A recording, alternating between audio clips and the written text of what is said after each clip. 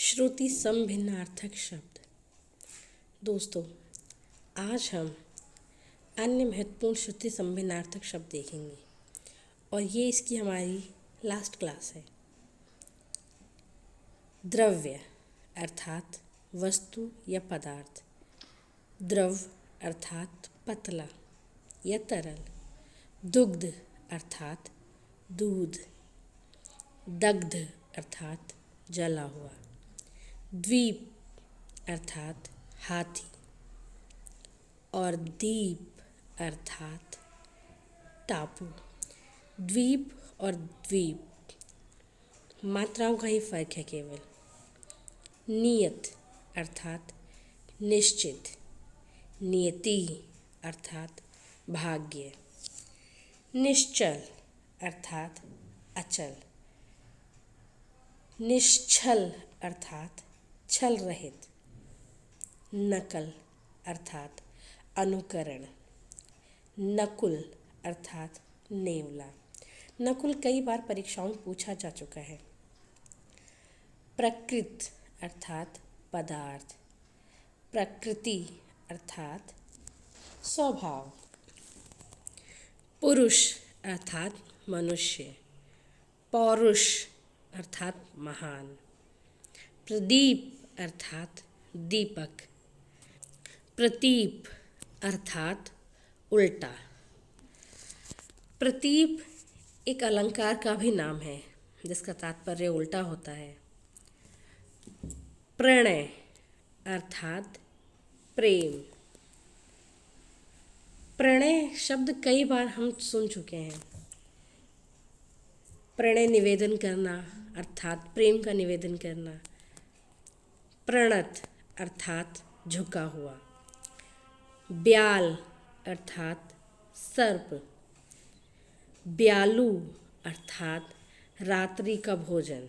रात्रि के भोजन को ब्यालू कहा जाता है। चिरी अर्थात तोता और चीरी अर्थात चिड़िया। छोटी छोटी मात्राओं से शब्द का अर्थ कितना अधिक बदल जाता है ये हम समभिन्नार्थक शब्दों में देख सकते हैं। जनता अर्थात लोग। जनता अर्थात चक्की। जानी अर्थात पत्नी और जानी अर्थात प्राण। भवन अर्थात मकान। भुवन अर्थात लोक। वन्य अर्थात वन्य जीव। वन अर्थात भागीदार। ढंख अर्थात पलाश जो कि एक पुष्प का नाम है। ढंग अर्थात तरीका। समिति अर्थात सभा। सम्मति अर्थात सलाह। सूची अर्थात तालिका। सूची अर्थात सुई। सूची और सूची दोनों ही शब्द DSSB की TGT की परीक्षा में आ चुके हैं। शुचि अर्थात पवित्र। शची अर्थात इंद्र पत्नी अर्थात इंद्र की पत्नी का नाम शची था। शीत अर्थात सफ़ेद। शीत अर्थात ठंड। शिरा अर्थात नाड़ी। सिरा अर्थात छोर। षष्ठी अर्थात छठी और षष्ठी अर्थात 60। सिर अर्थात मस्तिष्क। सीर अर्थात सांझा।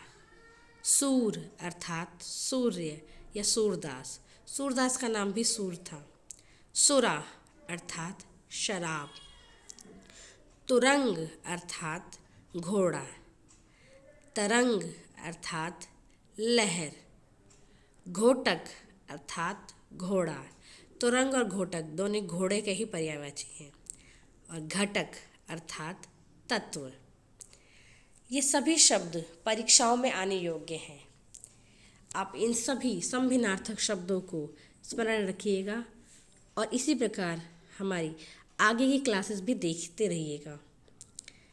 आज की क्लास के लिए धन्यवाद।